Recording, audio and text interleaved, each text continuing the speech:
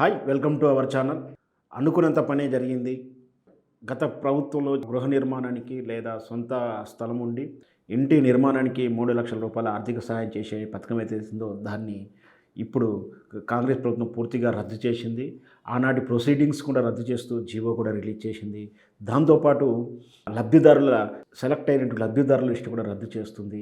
రద్దు చేస్తూ నూతనంగా మళ్ళీ ఇందిరమ్మ ఇండ్ల పథకం అని చెప్పేసి, అభయహస్తం అని చెప్పేసి దాన్ని తెర మీదకి తీసుకొచ్చింది. ఇందులో భాగంగా ఇందుకోసం లబ్ధిదారులు మళ్ళీ ఎంపిక చేయడానికి గ్రామ కమిటీలు అభయహస్తం పేరు మీద అని చెప్పేసి ఒక విధానాన్ని ప్రారంభించబోతున్నట్టు కూడా తెలుస్తుంది. దీంట్లో ఏ ప్రయోజనాన్ని ఆశించి మళ్ళీ గ్రామ సభలు, గ్రామాల్లో ఇట్లాంటి ఎంపిక ప్రక్రియ చేపడుతున్నప్పుడు ప్రయోజనం ఎంతవరకు ఉంటుందని సర్వత్రా చర్చ జరుగుతుంది. వాస్తవానికి గతంలో అంటే తెలంగాణ ఏర్పాటుకు ముందు లేదా ఇతరతర రాష్ట్రాల్లో కాంగ్రెస్ ప్రభుత్వం చేసిన పథకాల్లో కూడా మొత్తం అవకతవకలు, అవినీతి, లబ్ధిదారులలో మొత్తం ఆ పార్టీ కార్యకర్తలకు ఉండడం లేదా కమిషన్లు బేస్డ్ ఉన్నటువంటి లబ్ధిదారులను ఎంపిక చేయడం, అనర్హులను ఎంపిక చేయడం ఇవన్నీ కూడా చరిత్రలో ఉన్నటువంటి ఆధారితపూరితమైనటువంటి విషయాలే. చాలాసార్లు కూడా కాంగ్రెస్ ప్రభుత్వం చూస్తే అన్ని పంచభూతాలు నీటిలో, బొగ్గులో ప్రతిదీ స్కామే. నీళ్ళలో స్కాము, బొగ్గులో స్కాము, గాలిలో స్కాము, గ్యాస్లో స్కాము, ఏది చూసినా ఏ టు జెడ్ స్కాములు చేస్తూ ఏ టు జెడ్డే కాదు A1 job, A1 scam, A2 scam ఇట్లా ఏది చూసుకున్న స్కాముల్లో ఆరుతేరి ప్రపంచ రికార్డు బ్రద్దలు కొడుతున్నటువంటి కాంగ్రెస్ ప్రభుత్వం వాళ్ళు కాంగ్రెస్ పార్టీ ఇచ్చిన హామీలను నమ్మి ఓటేశారు. ఇప్పుడు వాటికి 100 రోజుల్లోపు పూర్తి చేస్తామని ఒక గ్యారంటీ పత్రాన్ని ముందే వాళ్ళు ప్రజలకు చెప్పడం వల్ల ఇప్పుడు తప్పని పరిస్థితుల్లో ఈ 100 రోజుల్లో వెంటనే రాబోతుంది పార్లమెంట్ ఎన్నికలు.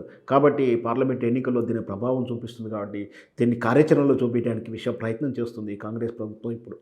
అయితే అందులో భాగంగా ఇందిరమ్మ ఇళ్లను అనేది గ్రామ స్థాయిలో ఎంపిక విషయంలో పెట్టిరంటే ఆటోమేటిక్గా దాంట్లో పారదర్శకత ఎంతగా ఉందని చెప్పేసి అనుమానాలు రేకెత్తున్నాయి. నిజంగా గ్రామాల్లో ఈ పేరు మీద జరిగే దందాలు, కమిషన్లు లేదా అలజడులకు కారణమైతే ప్రభుత్వం బాధ్యత వహిస్తుందా? ఎంపిక చేయాల్సినటువంటి విధానాన్ని గ్రామాలలో పార్టీ కార్యకర్తలకు ఒప్పచెప్పడం, అధికారుల మీద ఒత్తిడి చేయడం ఇవన్నీ కూడా వెరసి నిజమైన లబ్ధిదారునికి పథకాలు అందకపోవచ్చు అనేది సర్వత్రా జరుగుతుంది. మరి వేచి చూద్దాం. రేపు భవిష్యత్తులో ఈ పథకం వల్ల కాంగ్రెస్ ప్రభుత్వం ప్రయోజనం అవుతుందా? ప్రజలకు ప్రయోజనం అవుతుందా? కాంగ్రెస్ ప్రభుత్వం నిజంగా ప్రజలకు ఇండ్లను కట్టిస్తుందా? ఎందుకంటే మనం గతంలో చూసాము, కాంగ్రెస్ ప్రభుత్వంలో లక్షలాది ఇళ్ళు కట్టినటువంటి రికార్డ్స్ ఉన్నప్పటికీ ఫిజికల్గా వెళ్ళి ఎంక్వైరీ చేస్తే ఎక్కడ కూడా 10,000కు మించినటువంటి ఇల్లులు లేవు.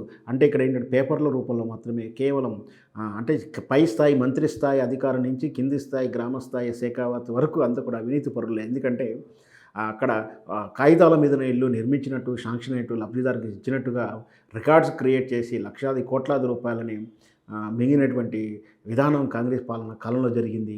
ఈ విషయం అందరికీ తెలిసిందే.